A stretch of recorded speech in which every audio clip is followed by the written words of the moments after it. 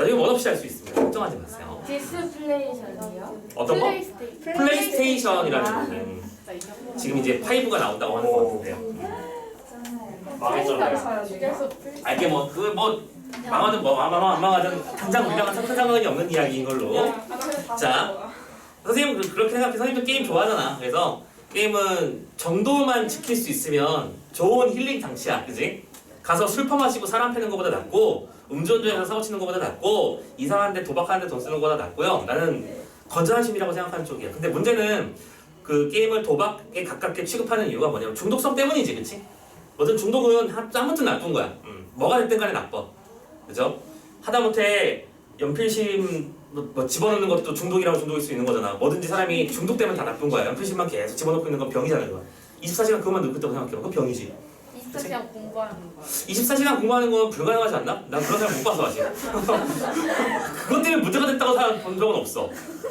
그렇잖아. 그렇지 않니? 그렇지? 24시간 물 맞춰보고 있으면 그건 정신병이잖아. 그렇지? 공부 중독은 왜 없지? 그런 사람 없으니까. 자, 아무튼 간에 자, 임종 한번 넘어가 봅시다. 자, 현대소설 162페이지 열어주시면, 아니 161페이지 열어주시면 되고요. 자, 약간 결말이 싸한 그런 작품이에요. 작가가 누구거든 지금 이거? 염상섭이잖아. 염상섭 너 너무 잘 알고 있는. 그렇지, 그렇지. 그러니까 키워드가 있는 분이잖아. 염상섭이라는 작가는 뭐예요? 비판과 비판 아니 비판 풍자 라는 특성을 잡고 시작해 주셨으면 좋겠고요. 자, 일단은 이 작품도 역시 전체 줄거리 잡아 가시는데 참고로 이 작품에는 크게 두 개의 축이 있다고 생각하면 돼. 죽음을 앞둔 사람이 한 명 있고요. 그리고 그 주변인들이 있어요. 근데 이 사람들은 모두 어떻게 행동할 거냐면 어쩔 수 없어. 사람이니까 이기적인 행동을 하게 돼. 죽음을 앞둔 사람의 입장에서는 죽음을 인정하고 싶지 않을 거야. 누가 죽고 싶어 하니? 죽고 싶어 하면 여기 존재하면 안 돼. 지금 여기 있으면 안 돼. 빨리 떠나셔야죠. 그래서 자, 죽고 싶어서 안 되는 사람 없다고 선생님은 개인적으로 생각합니다. 그리고 개인적으로지만 죽을 용기 있으면 살아. 그게 맞잖아, 그지? 죽을 용기가 있으면 살 용기도 있을 거라고 나는 개인적으로 생각하는 쪽이에요. 개똥밭에 굴러도 여기 역시 현실이 최고입니다. 그죠? 아무리 그렇다고 할지라도 신과 함께 그런 영화 같은 거 보면 지옥의 여러 가지 모습 보잖아, 우리. 그렇지? 그보다 그게 나아, 이게 나아. 그렇죠? 네. 아무튼 간에 죽음을 앞둔 사람의 입장에서는 어쨌든 살아남고 싶을 겁니다. 그 생존을 위한 어떤 본능의 모습을 냉혹하게 그려내고 있고 거기에 덧붙여서 그 주변인들도 역시 고통받고 있잖아, 그렇지? 단순하게 말하자면 또 돈 얘기 안 할 수 없는 거죠. 한 사람이 생각해봐, 30년 동안 아프다고 생각해봐. 그 집안은 뿌리가 뽑힙니다. 그렇죠? 불치병, 현재 약이 없는 병으로 인해서 30년 정도 하면은 그냥 모든 집안이 작살나는 건 순식간입니다. 자, 아무튼간에 이 작품 한번 내용을 한번 쭉 읽어보도록 합시다. 자, 일단 우리 주인공의 이름부터. 주인공은 병인입니다. 이름도 병인이에요. 그렇죠? 자, 병인인데 이 뇌졸중인가? 뇌 뭐였네? 뇌출혈? 뇌일혈이구나. 오케이.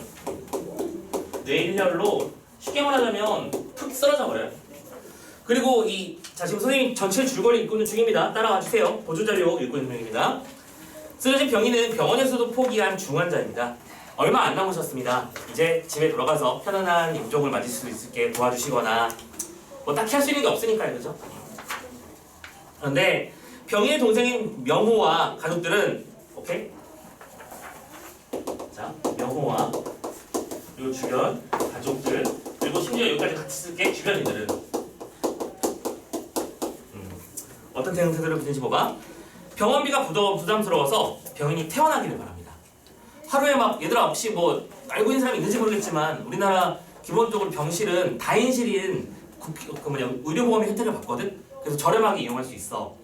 근데 1인실이나 2인실 같은 좋은 호실 있잖아. 그런 데는 하룻밤만 지내도 한 2-30만원씩 나가고 VIP 같은 데는 몇백만 원씩 나가지. 그냥 하룻밤을 자고 일어나기만 해도 거기서 한 50만 원 나오고 100만 원 나오고 이래요. 생각해봐. 그걸 한 달 동안 한다고 생각해봐. 거기 존재하는 것만으로도 일단 병원비가 장난 아니지. 그리고 그거 만들어? 식대 나가야 되지. 치료비 나가야 될 거 아니야. 약값 나가야 될 거 아니야. 장난 아닙니다. 그러니까 부담스러워서 빨리 태어나길 바라는데 하지만 병인은 한약을 지어오지 않는다는 핑계를 대면서 퇴원을 거부합니다. 참고로 이게 왜 그러는 거냐면 전에 한 번 쓰러졌을 때 약이 독하니까 위험하니까 좀 조심해서 먹어야 되는 약이라고 했지만 그 한약을 먹고 죽다 한번 살아났었거든요. 그러니까 이번에도 그 약을 먹으면 다시 한번 죽다 살아날 기회를 얻을 수 있지 모른다는 희망 때문에 빨리 그 약 좀 지워오라고 버티면서 약을 지워오기 전까지 못 나가라고 하는데 또 병원을 안 나가는 이유는 내가 혹시나 잘못됐을 때 병원에 내가 있다면 즉각적인 조치를 받을 수 있는 거고 내가 살 기회가 또 생기는 거잖아. 그러니까 병인은 계속해서 살 기회를 노리기 위해서 안 나가겠다, 버티겠다라고 말하는 중이에요. 그리고 고통을 줄여주는 주사를 놔달라고 때렸습니다. 어느 날 C가 찾아옵니다. 재단의 이사직을 맡아달라고 권유를 하게 되죠. 그러니까 지금 다 죽어서 생존 일이 얼마 안 남은 사람한테 아이고 이러실 줄 모르고 제가 신뢰를 범했네요. 무슨 일인데요? 아니 저희 이번에 재단의 이사장 자리가 안 나왔는데 당신께 권하려고 왔습니다. 자 이제 다 죽어가는 병인에는 눈에는 이제 생기가 막 돌겠죠. 살고 싶어. 그렇잖아. 살아만 나면 이사가 되는 거잖아. 살고 싶다는 어떤 기운을 차려서 죽음을 이겨내고자 애를 쓰는데요. 가족들의 설득으로 끈질긴 설득으로 퇴원을 결심한 병인은 퇴원하는 자동차 안에서 결국 죽음을 맞이하게 돼요. 그리고는 가족들은 장례 과정에서 그의 죽음으로 인한 슬픔보다는 어떻게 해야 돈을 아껴서 장례를 치를 수 있을까에 대한 얘기를 하면서 씁쓸하게 작품이 마무리되는 작품이에요. 되시죠?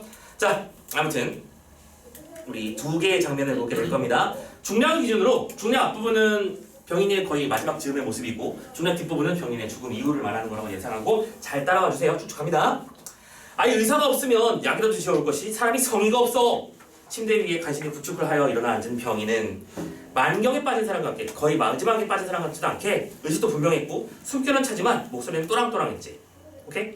그러면서 이 말이 왜 그런지 난 설명해 주는 거야. 병인은 어제부터 세 판으로 입원하기 전 되었다가 맞지 않는다고 물린 한의를 병원 속으로 불러오라는 것이었다. 오케이? 자, 지금 병인이라고 하는 인물이 주변인에게 어떤 호통을 치고 있습니다. 왜 안 가져와? 야, 약 좀 가져와. 약 좀 갖다 줘. 라고 말하고 있는 중이죠. 처음에는 아우 씨 써서 못 먹겠어라고 했었는데 참고로 그 약 때문에 살아난 적이 있다니까. 그러니까 가지고 싶은 거야. 그것도 다른 사람은 다 제쳐놓고 자기의 병증세를 잘 이해하고 의사와 수정이라도 할 만한 명호도로 꼭 가라는 것이야. 명호를 지적했어요. 동생입니다. 병인이 명호를 지시한 이유는 뭐겠어? 어떻게든 내가 생존할 확률을 높이려면 그 한의사에게 현재 나의 증세를 정확하게 설명해야 될 거 아니야. 가장 잘하는 사람한테 보내고 싶은 거지. 오케이? 그러나 어제 오늘 두 번을 갔다 오면서 의사가 시골 출장을 가가지고 못 만났다고 약도 못 지어왔다는 것을 보니 톡 건드리기만 해도 끊어질 듯 날카로운 신경만 날카로운 병인은 자기를 속이는 것만 같고 주위의 모든 사람이 의심스러운 판이라 화를 내는 것도 무리가 아니었다. 자, 지금 이거 되게 재미난 장면이죠.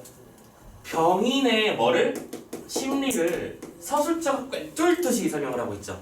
일단 가장 기본적으로 우리는 이런 것들을 보고 뭐라고 하냐면 서술의 초점화라고 부르는 단어도 알고 있을 거라고 봐. 한 명에게 포커스 맞추는 거 선생님이 예전에 강조 많이 했었죠? 특정한 인물에게 초점을 맞추는 거. 초점화된 대상. 누구에게 포커스를 맞추고 있는 거야? 병인에게. 이 작품 핵심이니까. 체크. 어서 퇴원부터 하시고 의사는 이따 저녁 때 불러와요.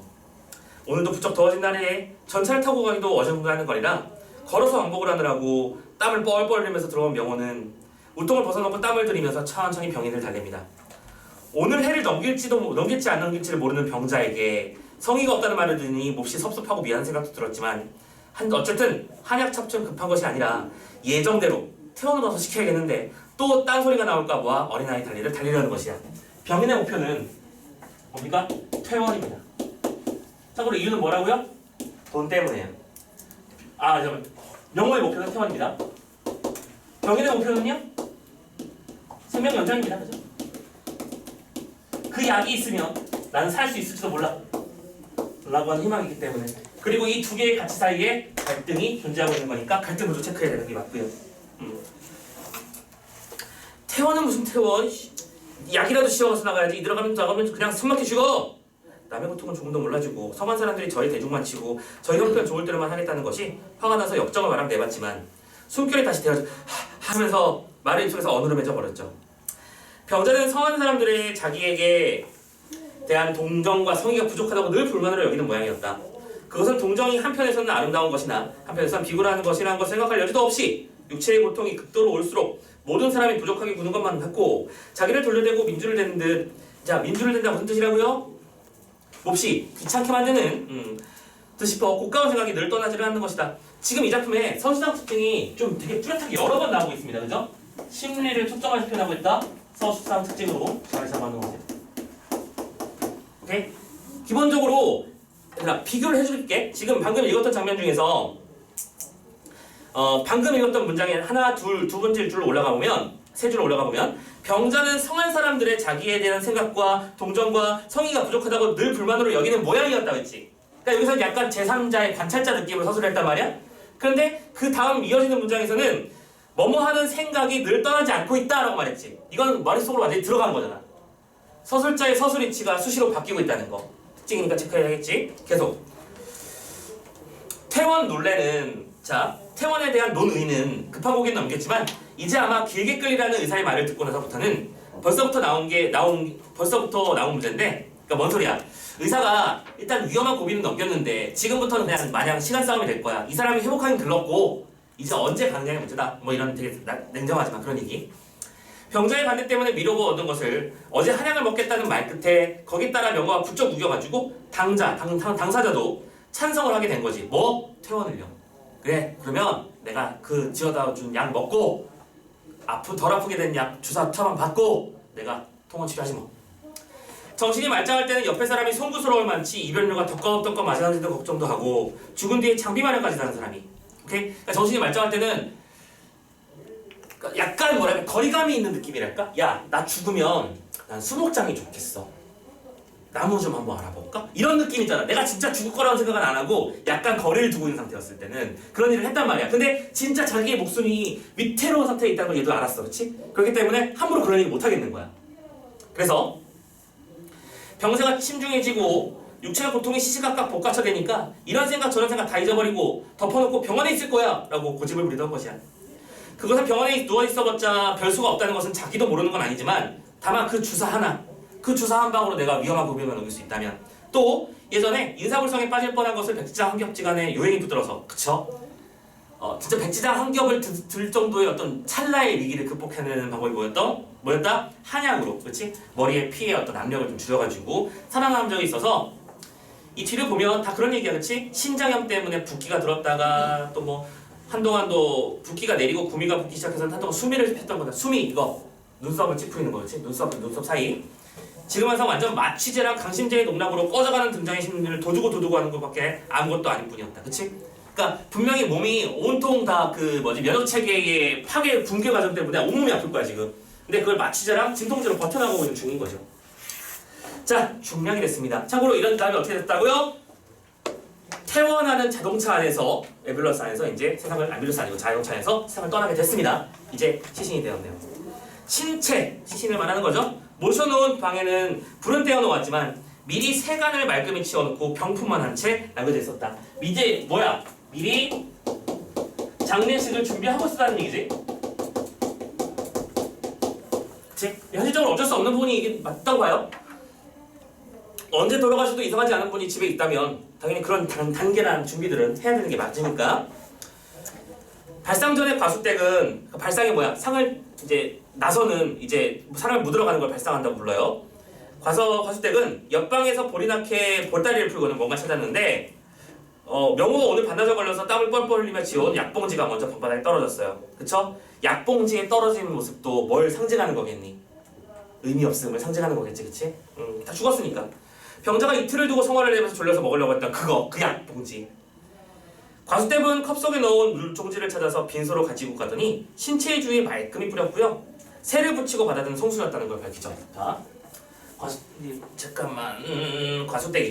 과수댁 봅시다. 자, 과수댁은 지금 뭘 뿌렸다고요? 성수를 뿌렸답니다. 뭐예요? 지금 종교가 뭐인 거야? 그치? 선생님이 이 자료를 준비하다가 너무 괴로웠던 게 하나 있어. 그게 뭐냐면 야, 앞에 새를 붙인다는 표현 보여? 이거 무슨 말인지 알겠어? 선생님의 탐구 과정을 보여줄게. 나도 이거 처음 봤어. 새를 붙인다는 표현을 처음 봤거든? 그래서 구글링을 해봤지? 안 나와. 국립국어원을 뒤져봤어. 안 나와. 문화대사전을 뒤져봤어. 안 나와. 새를 붙인다는 표현이 없어. 그래가지고 전문을 찾아봤더니 새를 붙인다가 뭐냐면 세례한다는 뜻이래. 그러니까 이 과수댁이 그 사이에 그 교회 세례를 받은 거야. 그래서 세례명을 받고 성수 같은 것도 떠올 수 있게 이제 천주교회에서 성수 이것들을 막 찍어주잖아.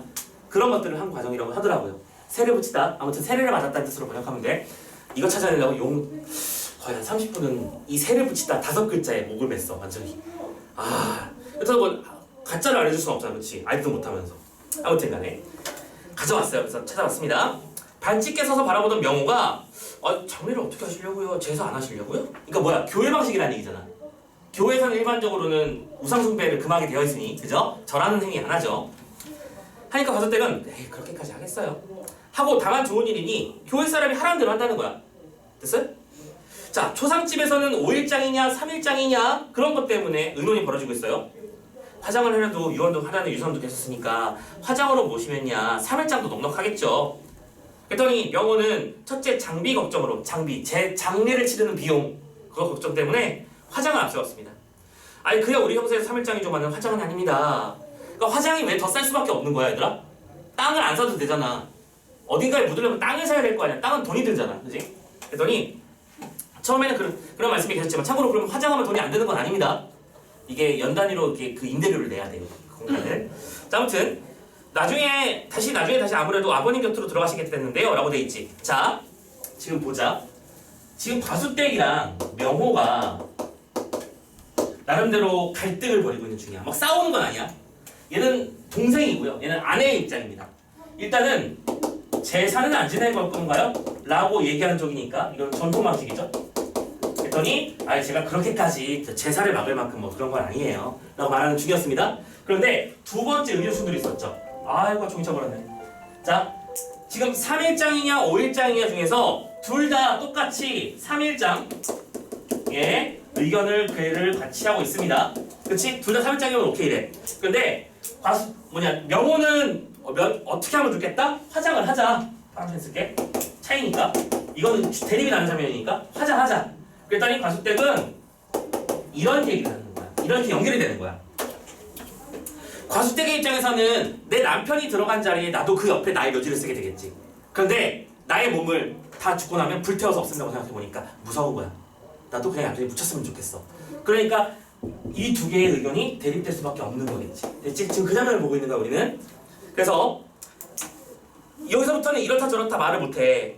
혹은 이 과수댁도 김이 쳐 들어갈 테고 보니 자기부터 화장이 싫어서 그럴지도 모르지만 또 약간 관찰자의 느낌으로 서술하고 있는 거 보이시죠? 한 발짝 떨어져서 돌아가니도 아직 먼 년 앞기려 걸릴 거니 하고 가상적으로 여유를 두게 말하는 화장을 입 밖에 냅쓸지 몰라도 당장 진짜 문제가 되고 보니까 역시 선상에 묻히고 싶어 했을 것도 넉넉히 짐작한 일이었다. 오케이? 입으로는 야 나 죽으면 화장해. 다 쓸모없어. 라고 말했지만 정작 내 입장이 됐을 때는 그러고 싶지 않았을 거라고 예상한다는 거야. 죽은 뒤에는 수의를 무슨 감으로 해라. 관 속에 뭘 넣어달라. 선생님은 관 속에 나중에 그거 안고 가기로 했어요. 우리 강아지들 세상 떠나면 화장해서 유골 이렇게 해가지고 와이프랑 다 같이 나눠 가기로 했어요. 우리는 그게 얘기돼 있어요. 우리보다 걔들이 먼저 떠날 것 같으니까 아마도. 아무튼 이런 것들 자기 묻힐 자리를 초전까지 해놓고는 거기에 못 묻힐까봐 애를 쓰면 세상을 떠나는 것이 거기에 못 묻힐까봐 애를 쓰며 세상을 떠나는 것도 무리가 아닐지 몰랐어. 말이 3일이지 오늘에 다 가는데 하고 내일 하는데 산역이 문제네. 호상차징의 걱정입니다. 이번에는 호상차징가 나왔어요. 산역이 걱정이랍니다. 호상차징은 뭐냐면 그 상을 치르는 리더, 오케이? 실질적 일을 하는 리더야. 근데 얘는 산에서 일을 할 사람이 필요하잖아. 땅을 묻으려면 일단 그 상여를 들고 올라가야 되고 땅을 파야 되고 묻고 다시 봉분을 만들고 해야 될 거잖아. 근데 문제는 뭐냐면 밤 11시에 돌아가시면 1시간만 지나자마자 바로 이튿날이 돼버리는 거야. 돌아가신 지 이틀째가 돼버리는 거야. 시간이 없잖아. 그치? 자, 그런 일이 벌어지고 있고요. 영구차에 버스 한 대까지 들어가야 되니까 야 차값만 한 4만 원 들어가야겠는데? 요즘 말로 치면 한 300 들어가겠네? 이런 느낌을 하고 있는 거야. 홍재원 하장장이면 고작해야 5, 6천 원이면 넣고 날 텐데 없는 돈에 삭사시 4만 원 예산이 엄청나다는 말눈치였습니다. 지금 다들 난리가 아니죠? 화장이나 매장이나 들어간 뒤에 아무튼 이러고 있는데 그러나 아무도 그 말이 옳다고 찬성하는 사람도 없고 그러다고 나무라는 사람도 없습니다. 오케이? 그럼 뭐야? 여기 있는 그 모든 관계자들은 전부 다 관계자들이랑 가족들이지, 그치? 가족들은 서로 누가 뭘 할 것도 뭐라지도 못하면서 중요한 건 현재 야 얘들아 사람이 죽었잖아. 이 임종의 장면에서 제일 먼저 생각해야 되는 건 뭐야? 고인을 기리고 추모하는 게 여기 메인 아니야? 근데 그들의 입에서는 계속 무슨 얘기가 나오고 있어? 화장을 해야 된다 안 해야 된다. 사냥에 돈이 부족하다. 전부 다 고인이랑 상관없는 일만 벌어지고 있지 않니? 그러니까 이런 모습을 비판하고 있는 작품이라는 거야. 무슨 얘기인지 감 잡혔나요? 그러면서 자 마지막 이거는 선생님 설명할게. 마지막에 그 하룻밤을 지내고 났더니 성복제를 지내고 나니까 명호의 재종형. 오케이? 이번에는 명호의 재종형이라는 사람이 문상을 온 거예요. 오케이? 근데 문상을 왔는데 참고로 뭐라고 돼 있어? 봐봐. 알아 누웠다던 명호의 재종형이 지팡이를 짚고 조상을 왔다는 거 보이시지? 무슨 얘기냐면 생전에 이 명호의 재종, 이종사촌 이쪽은 병인이가 아프다, 위험하다고 했을 때는 코빼기를 안 보이다가 죽고 나서 상을 치른다고 하니까 나타난 거야. 알아 누웠으면 지금 못 와야지 정상 아니야? 또 왔잖아. 와가지고는 그 누구보다 심하게 운대요. 참고로 이거 비매너입니다. 만약에 아무리 그런 마음이 들어도 가족 앞에서 그러는 거 아니야? 가족이 제일 슬퍼. 나중에 알아도 알겠지? 자 아무튼 서럽게 울고는 뭐 백지에 기름 싸가지고 막 경문을 붙이고 불을 붙이고 그렇지? 경문을 읽고는 막 중얼중얼 경문을 읽고는 불을 붙이고 보여주고 있어. 이것도 뭐 하고 있는 거야? 이거는 자기만족이죠. 자기만족 행위를 하고 있는 거잖아. 내가 도리 다 했다. 내가 사람을 도리 다 했다. 그러니까 지금 이 사람이 정말로 병인이를 안타까워했으면 살아있을 때 봐야지. 그래서 죽었다니까 와가지고는 마지막에 뭐래? 성수의 말끔히 씻긴 혼백이 또다시 불타의 대자대비한 홍덕이 안겨 온전히 잠들지 모르나. 무슨 얘기인지 알겠지? 지금 엉망진창이잖아. 이쪽에서는 성수 뿌렸잖아 아까. 근데 여기서는 자기만족 행위를 위해서 경문을 불태우고 있잖아. 전통적 제사 방식이잖아. 그러니까 이걸 지금 뭐하고 있는 거야? 서술자가 비아냥거리고 있는 거지. 성수의 깨끗이 씻긴 몸을 이번에는 경문이 불태우고 있다 라고 표현하는 거죠. 아무튼 핵심은 이거야. 그보다도 먼저 산 사람이 제각기의 소미나 향의를 기울인데 몹시 만족을 느낄 것이었다. 뭐야? 이 모든 장례 과정의 모습을 보면 각자 뭐였다? 자기의 중심을 두고 행동하고 있었고 그 누구도 이 병인이의 죽음을 안타까워하거나 애도하거나 슬퍼하거나 그런 모습을 볼 수 없다는 것을 비난하고 있는 작품, 비판하고 있는 작품이다. 자 여기까지 정리하면 되겠죠? 자 뒤쪽에 나머지 내용들도 꼭 보조자료 읽어주셔야 합니다. 그리고요 뒤쪽에 있는 문제들은 지금 시간 관계상 같이 풀진 않고 선생님 나중에 따로 질문 있으면 따로 받아드리도록 할 테니까 그렇게 생각해 주시면 좋겠고요. 오늘도 고생하셨고요. 다음 시간에 현대소설 6번 그리고 급수필 6번 두 작품 보고 나서 불만 시작하겠습니다. 자 준비 좀 해주시고 고생하셨습니다. 살펴들 들어가세요.